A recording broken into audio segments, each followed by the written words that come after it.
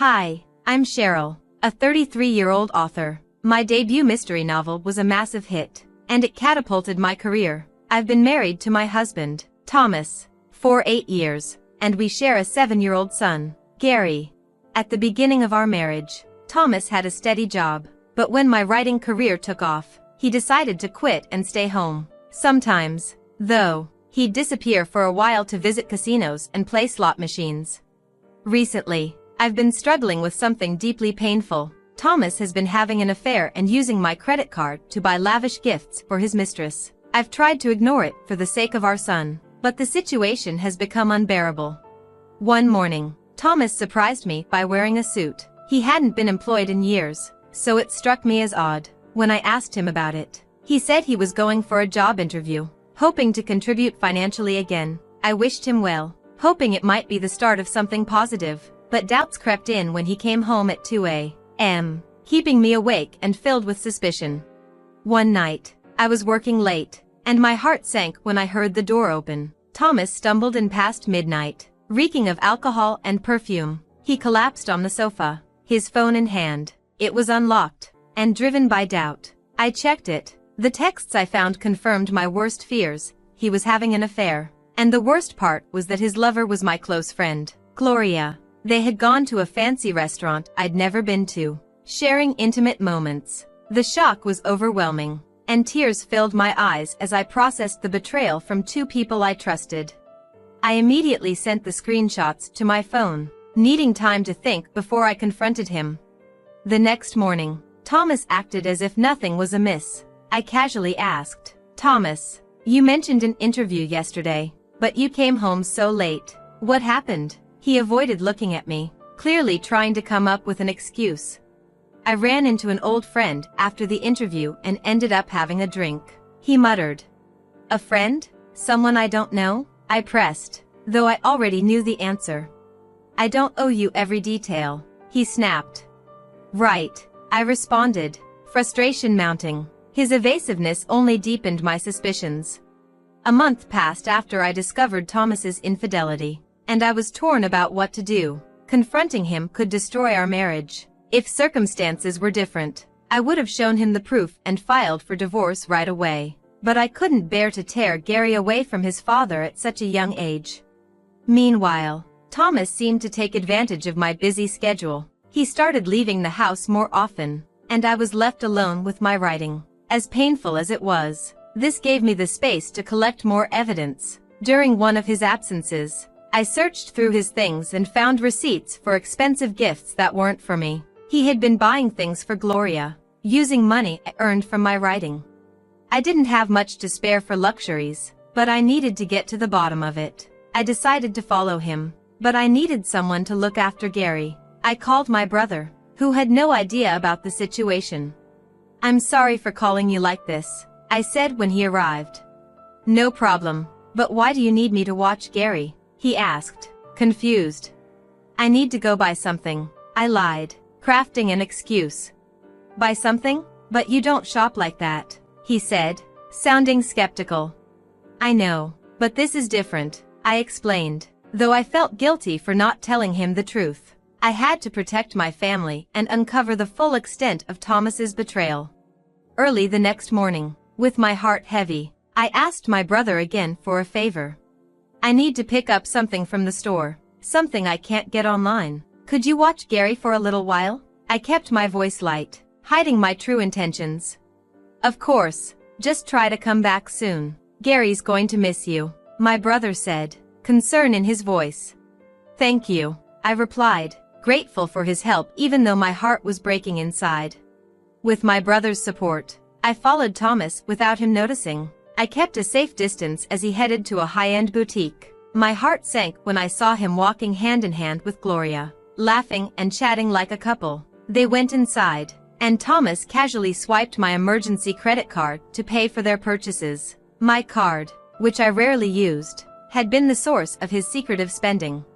It hit me all at once. I had been so focused on work that I hadn't been keeping track of our finances. The charges on the card had piled up, and I now saw that Thomas had been adding his own extravagant purchases on top of my work-related expenses. Our accounts were linked, and I had missed the signs.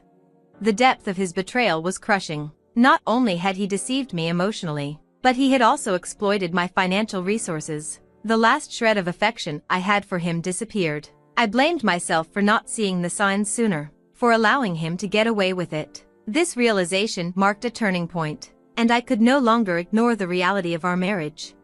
I couldn't forgive Thomas. Despite the overwhelming evidence, I took some discreet photos of him and Gloria before heading home. In the following days, I continued to search his computer for more clues. Since his phone and computer were linked, I was able to access their communications. It didn't take long before I found plans for a holiday getaway with Gloria. They were planning a 6-day trip.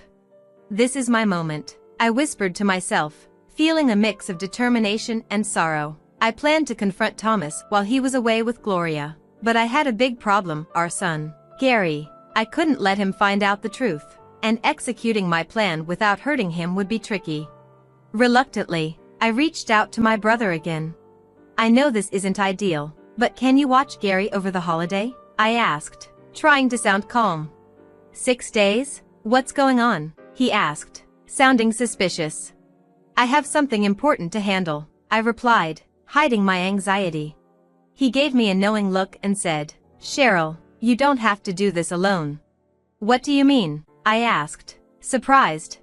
"Thomas is cheating, isn't he?" he asked bluntly. My heart skipped a beat. "How do you know?" I stammered. "I heard it from Gary," he said quietly. Gary, my son had noticed, even at such a young age. He had sensed the tension and was aware of what was happening. My brother's words made me realize how perceptive children can be, even when you think you're protecting them.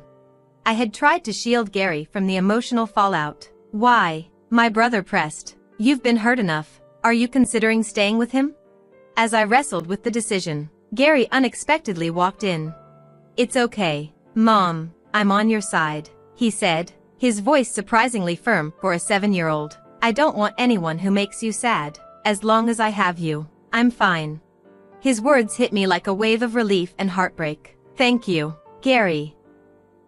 I managed to hold it together, my voice thick with emotion, as I turned to my brother. "And thank you, too. With the support of you and my son, I found the strength to face what I had to do." Gary and I began making plans for our move, timing it to coincide with Thomas's trip with Gloria. My brother discreetly helped pack, ensuring everything was ready for a swift departure. The night before Thomas was set to leave, I decided it was time for a direct confrontation. I found him packing his suitcase in our bedroom. "Thomas, why are you packing?" I asked, pretending not to know. "I'm going on a trip with some friends tomorrow," he replied, avoiding my eyes.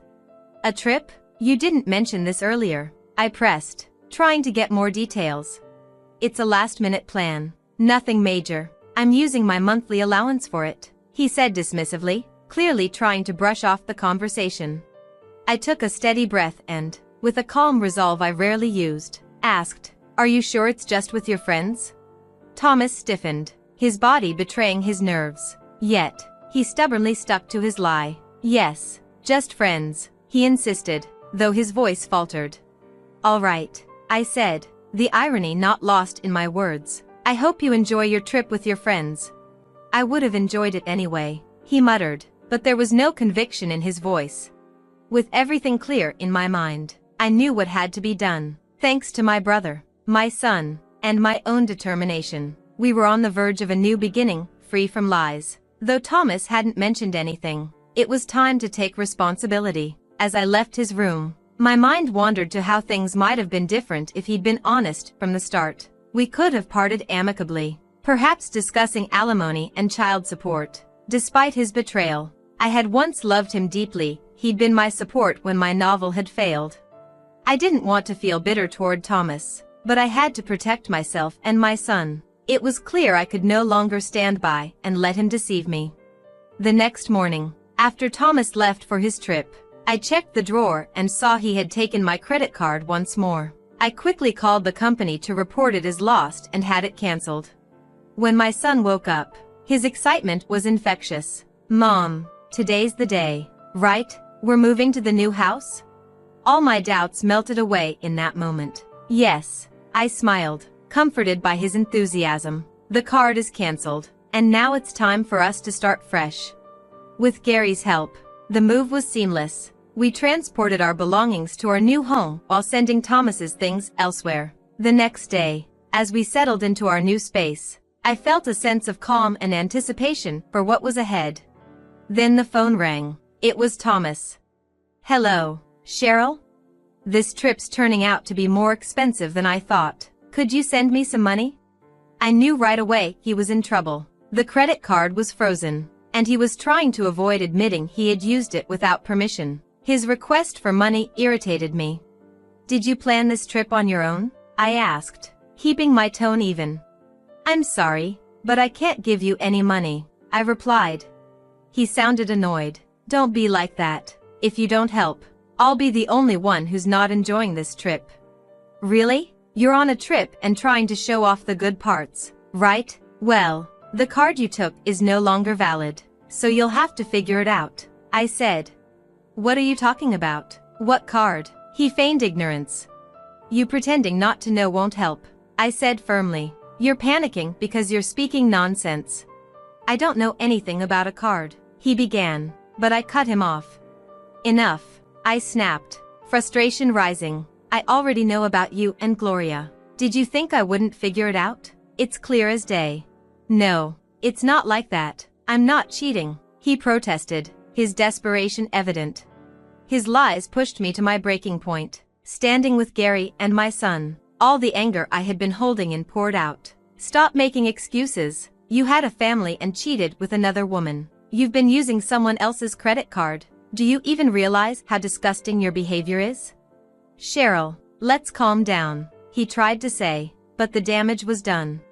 "How can I calm down when it's you I'm dealing with?" I screamed into the phone. "Just so you know, I'm not forgiving you, and I won't help you. As for her, she can figure it out. Don't ever show your face around Gary and me again."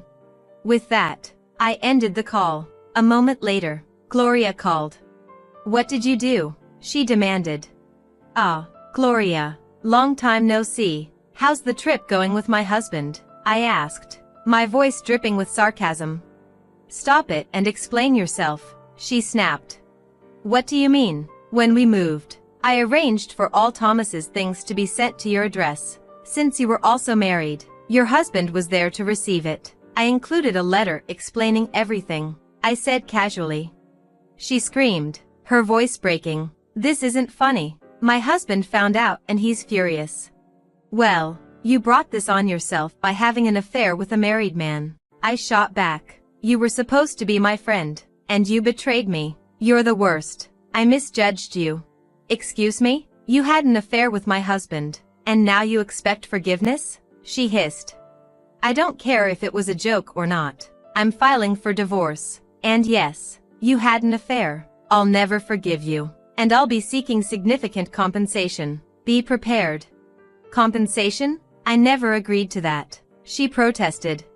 "Well, you're going to hear about it soon enough," I concluded. "You'll get what's coming to you." "I'm a housewife. I can't pay any compensation," she pleaded. "I don't care. Figure it out. Or ask your husband. I doubt he'll help," I said sharply. "Goodbye."